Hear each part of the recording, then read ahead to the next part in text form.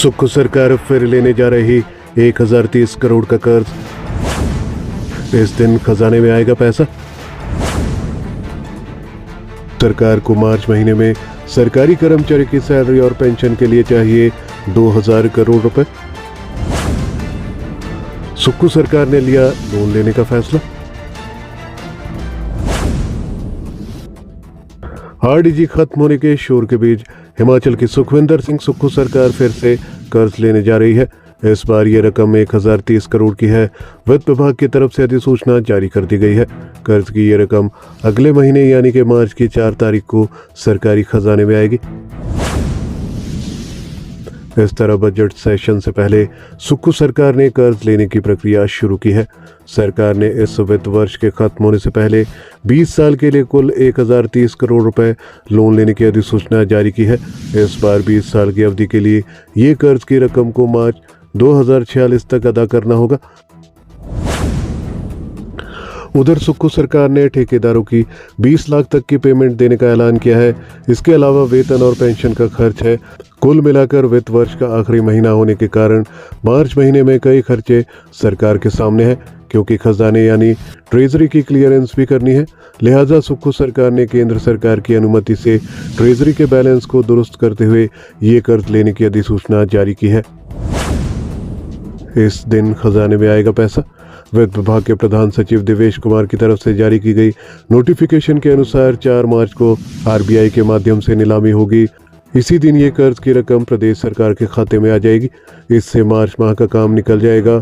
उल्लेखनीय है कि सुक्खू सरकार को अगले महीने यानी 1 मार्च को सरकारी कर्मचारियों की सैलरी और पेंशन के लिए 2000 करोड़ रुपए से अधिक का भुगतान करना होता है।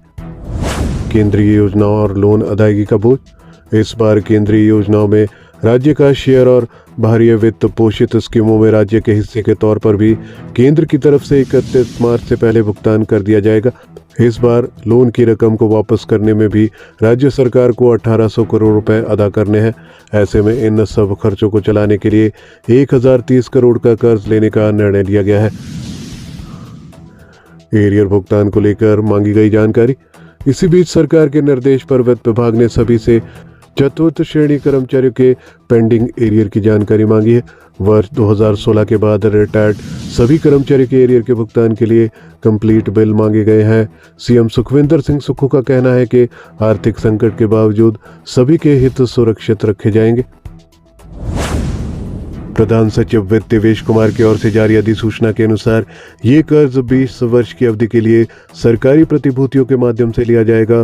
कर्ज की राशि का उपयोग प्रदेश में चल रही प्रस्तावित विकास योजनाओं, आधारभूत ढांचे के सुदृढ़ीकरण और जन कल्याणकारी कार्यक्रमों पर किया जाएगा।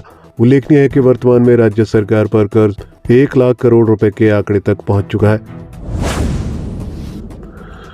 नीलामी उपज आधारित बहुमूल्य पद्धति से होगी, जिसमें निर्धारित न्यूनतम स्वीकृत उपज के आधार पर ब्याज दर तय की जाएगी।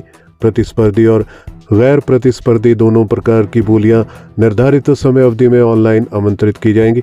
सफल बोलीदाताओं को 4 मार्च 2026 को बैंकिंग समय समाप्त होने से पहले पूर्व भुगतान करना होगा।